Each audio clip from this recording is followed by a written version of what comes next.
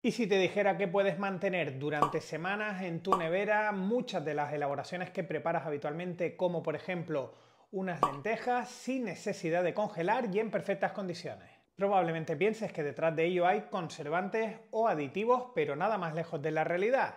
Las claves se sitúan en las variables de tiempo y temperatura. En el vídeo de hoy y de la mano de profesionales con una amplísima experiencia en seguridad alimentaria te vamos a explicar cómo implementar esta sencilla técnica denominada estabilización en tu hogar y evitar así desperdiciar una gran cantidad de alimentos y recursos a lo largo del año. Vamos con ello.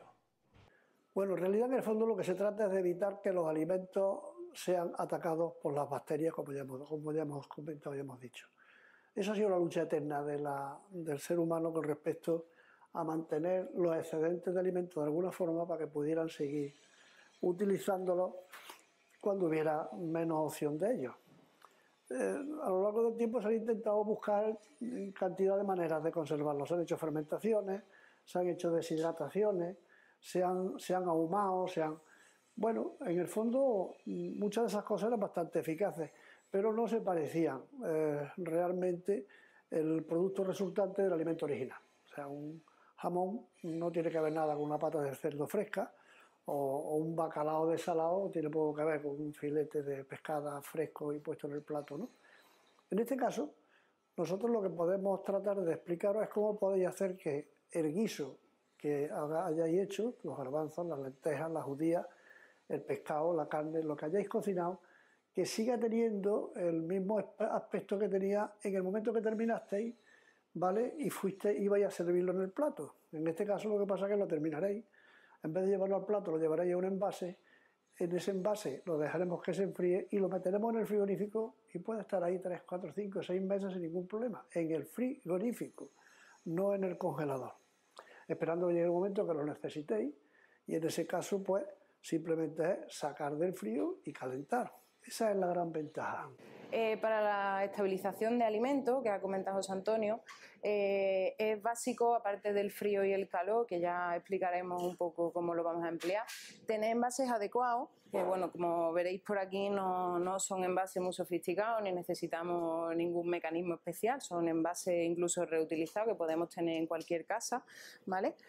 Tenemos que cumplir 3 principios básicos. El primero, creo que el más importante, sería el controlar el desarrollo de los microorganismos que están dentro de los alimentos y que pueden, bueno, deteriorar con el tiempo las comidas. Otra de las cosas que tenemos que controlar es la hermeticidad del envase. Una vez que los alimentos tengamos controlado el desarrollo de estos microorganismos, es muy importante que no vuelvan a entrar y por tanto no se desarrollen. Y otro tercer punto bastante importante, que también vamos a desarrollar largo y tendido, es el efecto vacío que se hace dentro de los alimentos una vez que enfriamos. Se hace una presión negativa que va a impedir también que los microorganismos se desarrollen y pues, echen a perder las comidas que tenemos en el frigorífico. Se trata precisamente de siempre evitar el desperdicio de alimentos. Y nosotros en este caso vamos a explicar cómo hacerlo alargando la vida útil de ellos, de estos alimentos, sin necesidad de añadir ningún conservante, ningún producto químico, ni ningún elemento extraño al alimento y manteniendo su sabor, su forma su estructura y sus nutrientes en perfectas condiciones. Se trata solamente de 2 cosas. Vamos a emplear para ello frío y calor, o calor y frío, como queráis enfocarlo. Vamos a ver cómo. Vamos a ver, la mayoría de los gérmenes que alteran los alimentos en general, sabemos ya que mueren a temperatura de cocinado, o sea, cuando hemos hecho recién terminado de hacer unos garbanzos o unas lentejas, ahí no puede haber ningún bicho vivo, porque las temperaturas que hemos empleado para cocinarlos ya han matado cualquier existencia que hubiese de elementos activos dentro, ¿de acuerdo? Es verdad. Hemos dicho la mayoría, porque efectivamente hay unos que no mueren, que pueden quedar en vida latente, que son lo que se llaman los esporulados, los termoresistentes. Entonces, si nosotros hemos hecho un guiso de carne, de garbanzos, etcétera, efectivamente podemos tener termoresistentes no vivos, pero por lo menos en vida latente, quietecitos ahí, para despertarse y para dar la lata en el momento que pueda. Pero tenemos una gran ventaja respecto a esto, y es que precisamente esos que son tan termoresistentes no son capaces de desarrollarse en refrigeración. Esa es nuestra gran ventaja. Por lo tanto, tenemos que pensar que un guiso que esté recién terminado, sabemos que no tiene ningún elemento que pueda haber quedado vivo de los no termoresistentes. Si lo tapamos inmediatamente, evitando que lleguen las bacterias otra vez a él, ¿cómo lo matamos? O sea, digo, lo tapamos con algún cierre hermético, lo mantenemos en refrigeración y si hubiese quedado algún termoresistente vivo, tener por seguro que no se va a activar. ¿Y cómo vamos a evitar que las bacterias deterioren los alimentos que tenemos estabilizados o guardados en el frigorífico para seguir tomando después? Pues bueno, nos agarramos a 3 factores. Uno de ellos, primero la hermeticidad del envase, o sea, necesitamos un envase que sea verdaderamente hermético, o sea, que sea fácil por nosotros de manipular, estos son los más comunes y más normales, de cerrar, ¿vale? Y que tengamos la seguridad de que ni va a entrar aire ni va a salir y por tanto tampoco van a entrar bacterias. Claro, nos interesa tener un envase cerrado y hermético siempre y cuando dentro de él no haya bacterias vivas. Por lo tanto, la segunda opción que tenemos que procurar siempre es que el tratamiento que le demos al producto quede exento de bacterias vivas, ¿vale? Con el tratamiento térmico que le demos. Y la otra gran ventaja que tenemos respecto a esto precisamente es la contracción que se produce en el envase por el efecto vacío que se realiza. O sea, si yo echo aquí un producto caliente, bien caliente, lo tapo antes de que se enfríe o se contamine, pues ese producto al enfriarse encogerá, ¿vale? ¿Qué le pasó a este agua? Antes estaba dilatada, el envase estaba normal y cuando se ha encogido, veis, ha hecho una contracción. Esa contracción que se produce hacia arriba y hacia aquí, lo que hace es crear una presión interna, de manera que el producto, o sea, que las bacterias no van a poder desarrollarse con facilidad, puesto que esa presión las mantiene estables o estáticas si estuvieran vivas, que no es el caso tampoco.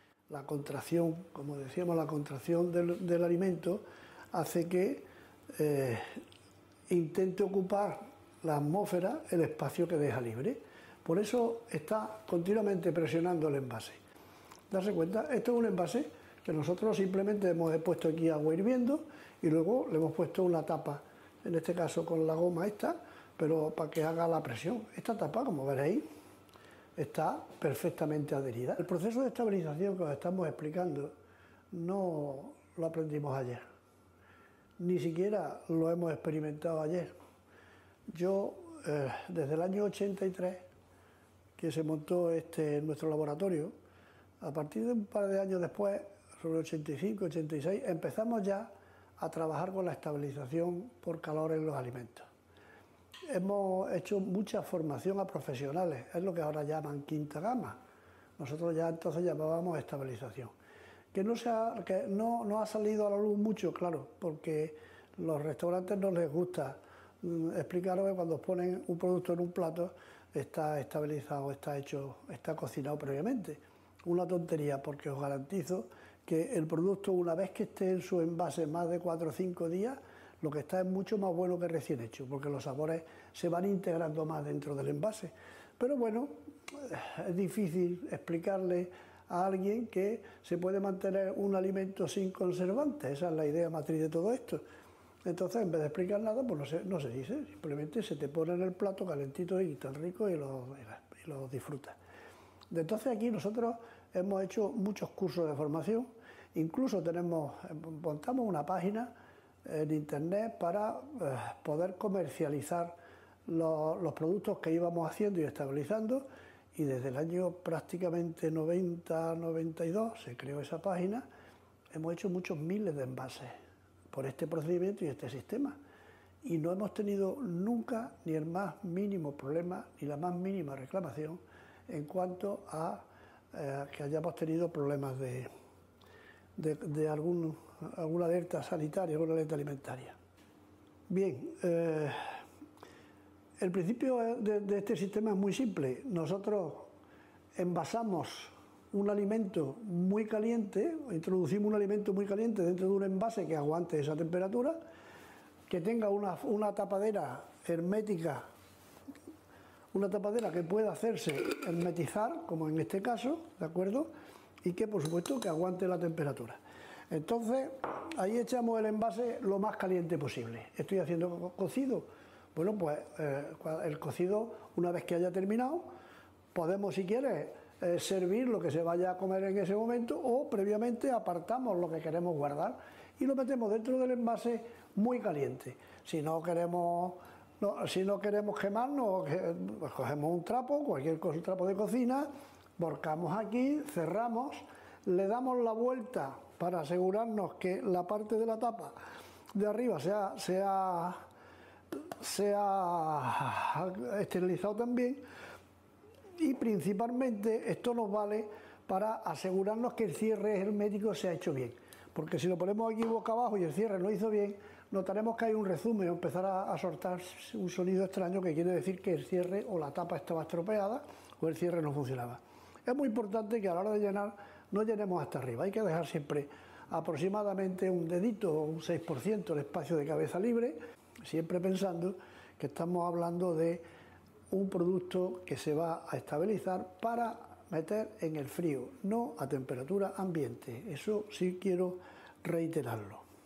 Creo que debemos resumir una serie de normas con las que siempre terminamos cuando damos cursos cursos a profesionales de este tema. La primera importante: en el momento de envasado la temperatura será igual o superior a 85 grados. O sea, en el momento de empezar a echar, en el momento de empezar a rellenar los envases. Si tenéis dudas con respecto a la temperatura, bueno, aquí tenéis un termómetro, muy baratito, no sé si vale 1 o 2 euros, en Amazon lo hay en cualquier sitio, y suelen ser bastante eficaces, simplemente os puede servir para saberlo. Lógicamente, si tenéis una olla pequeña para envasar 10 envases, pues tardaréis muy poco tiempo en envasarlo y no va a haber una caída de temperatura importante. Por lo tanto, no debéis de preocuparos por eso. Empezamos a 85, envasamos lo antes posible y ya está.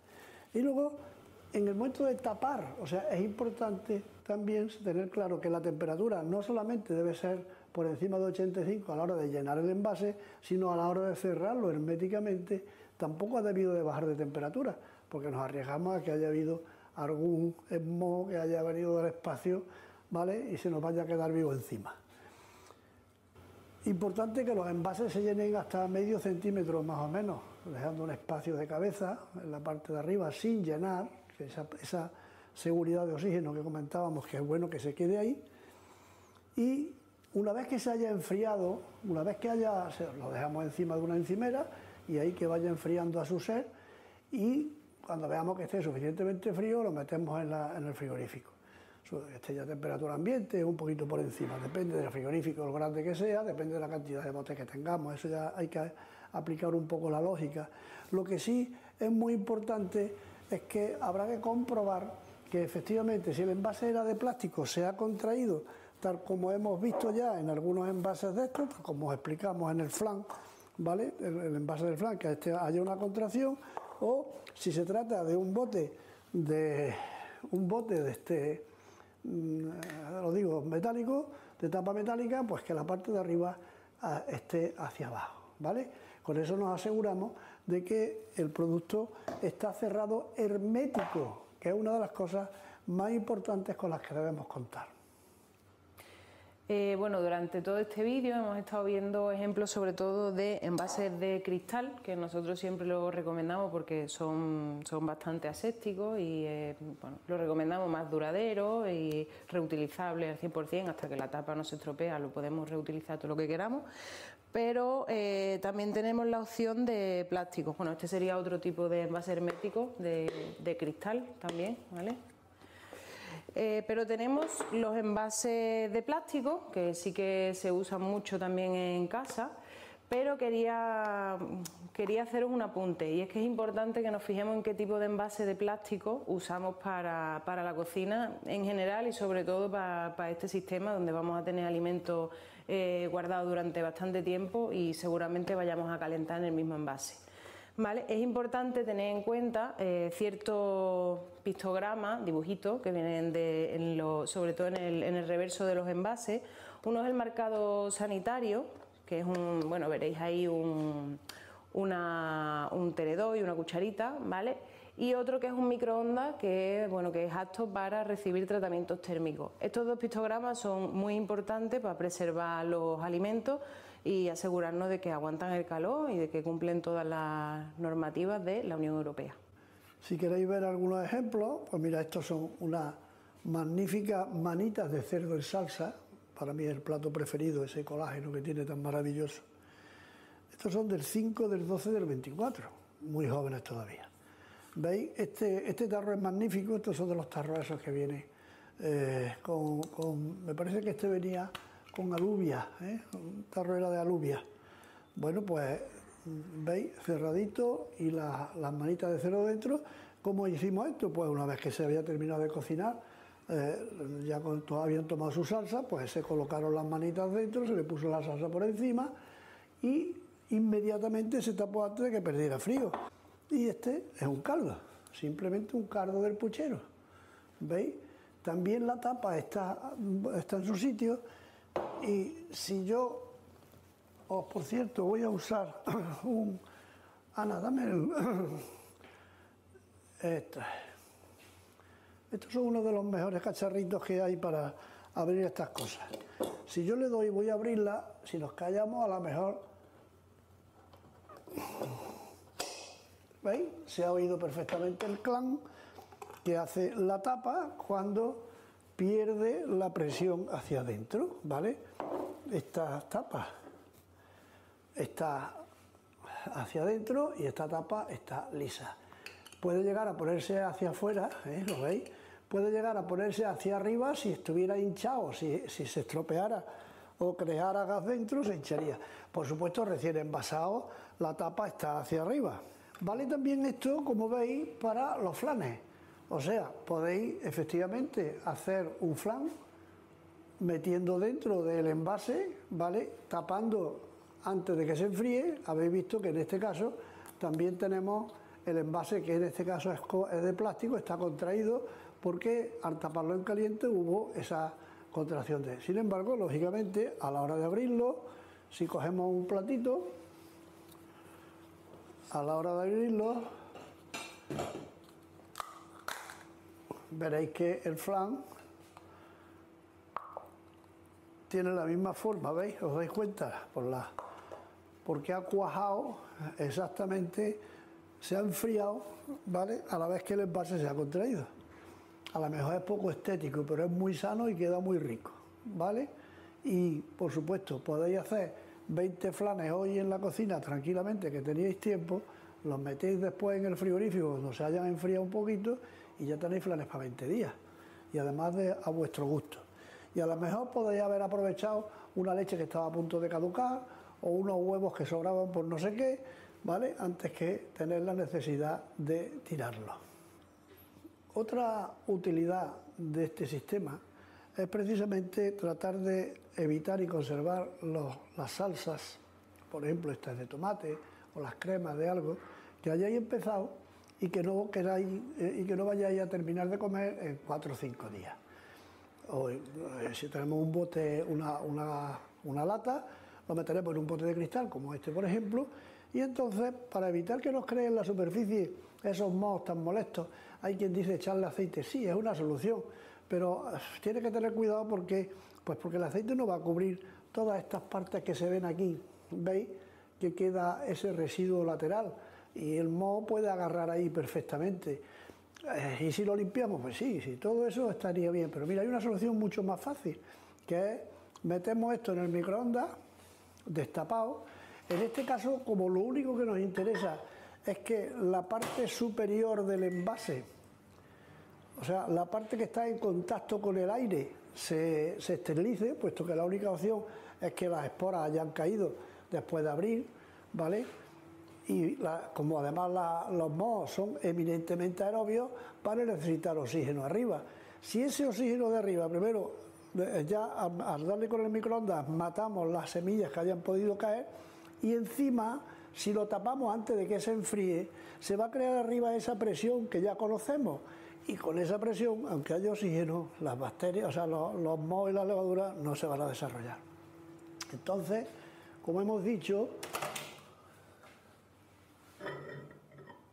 ¿veis?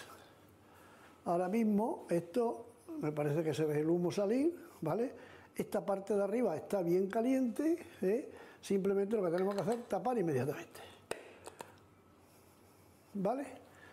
Este producto ya lo podéis tener en el frigorífico otro mes más, o otro, lo que queráis, puesto que en ningún momento ya va a haber moho en superficie. Una de las mejores formas de evitar precisamente el desperdicio de alimentos, me gusta ir por las grandes superficies buscando esas ofertas que ponen al 50% o al 30%, una carne fresca, un pescado, porque le faltan 2 o 3 días para caducar. Y resulta que precisamente aquí tenemos una carne de cerdo que le faltaban 2 días para caducar, nos costó el 50% de lo que valía, y la estabilizamos tal como habéis visto que estaba estabilizado el envase, ¿vale? Este envase llevaba ya 3 semanas metido en el frigorífico. Entonces, como veréis, pues la carne, hicimos un guiso y se envasó, tal como después os vamos a explicar. Esa es una de las mejores formas de precisamente de evitar el desperdicio. Ir buscando aquellos productos que por fecha corta, sabéis, los que habéis visto algún vídeo mío sabéis lo que opino de la fecha. Pero bueno, en este caso lo que tenemos es que aprovecharnos precisamente de esa manía de que los productos con la fecha corta están para tirarlos, precisamente para aprovechar esas oportunidades y llevarlos a casa, los cocinamos, los envasamos como os vamos a explicar o como estamos explicando, y a partir de ese momento ya tienen la fecha que os dé la gana a vosotros para caducar. Ahora vamos a ver cómo esa carne, qué pena que no se pueda recibir los aromas a través del vídeo, porque la carne estará, como veréis, en perfectísimas condiciones, y lo único que hemos hecho con esa carne ha sido muy simple. La hemos cocinado igual que la cocinaría en casa cualquiera, solamente que a la hora de servirla, en vez de meterla en vez de echarla en el plato, la hemos metido dentro de un envase, ¿vale? Antes de que se enfriara, la hemos tapado y en ese momento la hemos dejado que perdiera frío, que perdiera calor encima en la encimera de la cocina, y cuando ya estaba a temperatura ambiente la hemos metido en el frigorífico y ahí está. Un maravilloso plato de carne, que se puede servir, se puede comer. Os aseguro que está exquisita.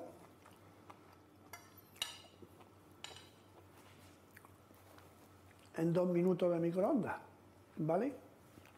Yo sé que la contraposición a esto es la congelación. ¿Algo en contra de ello? No. Pero os aseguro que la textura de la zanahoria no sería la misma si lo hemos tenido congelado, y tampoco hubiéramos hecho esto en 2 minutos, sino que si estaba congelado, mejor es que pienses en la noche anterior que vas a querer comer mañana, porque desde luego el microondas para lo único que lo vale es para descongelar, que es lo que cree la gente. Sin duda es de ese tipo de conocimiento que te puede cambiar la vida. A modo de resumen y para que tengas a mano los aspectos más importantes que te acaban de explicar tanto José Antonio Barroso como Ana Agar, te paso a detallar los puntos clave a la hora de introducir en tu vida, en tu día a día, la estabilización. En primer lugar, envasar siempre en un recipiente hermético y resistente al calor. Envasaremos a más de 85 grados y preferentemente utilizaremos botes de vidrio. Punto 2. Hay que tapar rápidamente tras el envasado para intentar mantener una temperatura mínima de 80 grados y eso sí, evitaremos llenar hasta que rebose. De hecho, buscaremos dejar un espacio de al menos 5 centímetros en la parte superior del bote para el oxígeno y ahora sí, le damos la vuelta al mismo tras haber sido tapado, porque con esto vamos a comprobar, por un lado, punto 1, la hermeticidad y por otro vamos a eliminar cualquier tipo de microorganismo gracias al calor que pudiera haber de manera residual en la tapa. Y finalmente, y tras atemperar un poco, nos vamos a la nevera. Debemos mantener siempre en frío nuestras elaboraciones. Si te ha quedado cualquier duda, estaremos encantados de solucionártela en comentarios. No obstante, muy importante, no dejes de suscribirte al canal, ya que próximamente subiremos nuevos vídeos relacionados con la estabilización, en este caso dando el paso a paso en distintas elaboraciones, como puedan ser una boloñesa, por ejemplo, o distintos platos de cuchara. Nos vemos en próximos vídeos. Abrazos.